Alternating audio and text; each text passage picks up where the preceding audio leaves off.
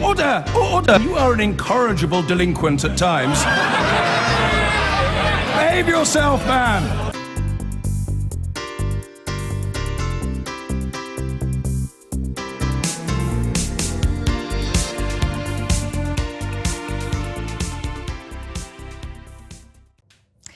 Now, it was compared by one MP to a Victorian workhouse, but today Sports Direct published a review of its operations, promising to improve terms and conditions for its workers.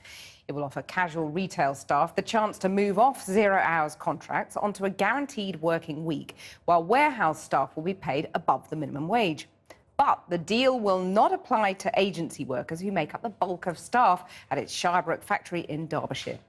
Our business correspondent Helia Ebrahimi reports. Bumbling billionaire or modern-day sweatshop boss? I really am not enjoying this. Mike Ashley made his first attempt today at righting some of the wrongs he and Sports Direct stand accused of. In a report commissioned by the retailer, the company admitted to a long list of serious shortcomings at its sprawling warehouse in Derbyshire. The report says the board deeply regrets them and apologised for what went on. The company will now replace zero-hour contracts with guaranteed hours. It will scrap the 6 strikes and you're out disciplinary code, ensure minimum wage is paid to all warehouse staff, and employ a full-time nurse there given the number of on-site accidents. Mike Ashley was the founder of Sports Direct. He's the majority shareholder. It's made in his image, and he ultimately is directly accountable for the culture and practices that are in place in Sports Direct. He's not off the hook, basically. He's not off the hook, because actually there are no improvements that have been put in place. Yes, they're complying with the law in terms of minimum wage. I'm not going to praise any company that complies with the law, for goodness sake. We want to see a move away from this culture of intimidation and insecurity in terms of making sure that workers feel secure, because when workers are secure, they're more productive. The outcry over working conditions was sparked by an undercover investigation. It exposed harsh working conditions, including lengthy unpaid security checks, fines for excessive chatting, and even an incident where one woman gave birth in a toilet. And while the report was full of sorries, just 3 months earlier, Ashley gave an odd series of shrugs in defence of his company's business practices. Would you describe yourself as a kind person? I would like to think I'm kind to the right people. I would like to think I'm kind to the genuine people. And that's not some waffly stuff. No, I don't think I'm Santa Claus. Honestly, I don't. Just over 18,000 shop assistants at stores like this around the country will now be able to switch from a zero-hours contract to a fixed contract. The problem is that this new arrangement won't apply to the 4,000 workers in Derbyshire, which has been at the heart of most of the failings for Sports Direct. The proposal in the report is for 10 workers a month to be transferred to Direct. That would take 28 years to transfer the existing workforce, let alone any others that come on between now and then. Tomorrow's AGM looks like it'll be an uncomfortable experience for many of Ashley's key lieutenants, who will be facing shareholders' ire for the first time since the scandal broke. The relationship between Sports Direct and its investors is tense at the moment. There have been issues around the company's performance, continuing issues around corporate governance, and part of those are responsibility of the CEO, and therefore we feel that now would be the right time for him to step down. Mr. Ashley has already admitted to MPs that the firm has probably outgrown his ability to run it.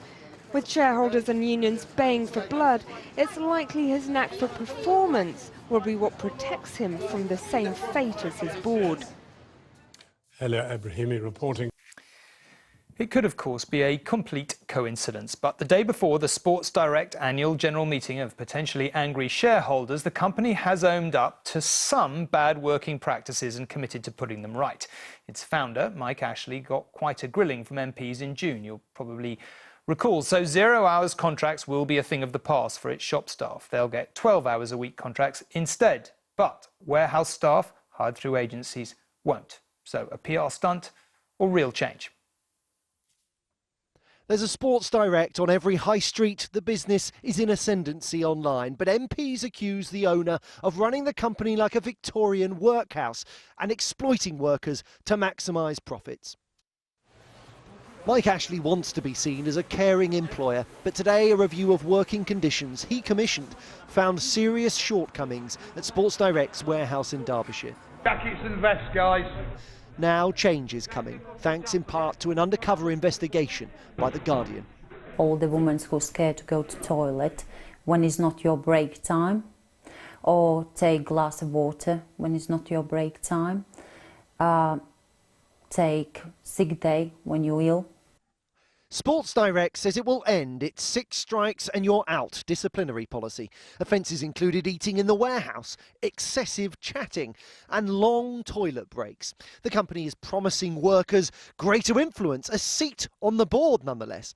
18,000 people currently work in Sports Direct shops on 0-hour contracts. All of them will be offered the option of a permanent role, guaranteeing at least 12 hours a week.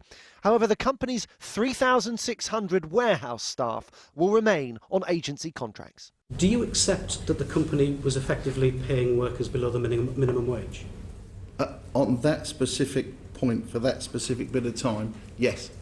3 months ago, Mike Ashley admitted to MPs that Sports Direct had broken the law. Staff have since had a pay rise, but the chair of the select committee that questioned Ashley told me today that the billionaire hasn't done enough to address his concerns. What about the 4,000 workers in the Shirebrook warehouse? Why can't they be offered permanent contracts too? Your recent report into the failure of BHS concluded that Sir Philip Green was the unacceptable face of capitalism. Do you see Mike Ashley in the same category? I think they're very similar. Mike Ashley opened Sports Direct's first shop in 1982. Today, he still owns 55% of the business. But many of the investors that own the rest of it aren't at all happy with the way the company is being run. The sign in the shop window shows that Sports Direct is recruiting on the shop floor. Many shareholders think the company should also be looking for a new chairman and a new chief executive. The company's had a long history of governance failings, and so we've tried to address this with the chairman and with other people on the board, and it's simply not been addressed. And therefore we think a change of leadership will result in more changes throughout the business. The mistreatment of staff at this warehouse has damaged Sports Direct's profitability. Tomorrow shareholders gather for the company's annual general meeting. The mood is rebellious. Joel Hills, News at 10. I've been getting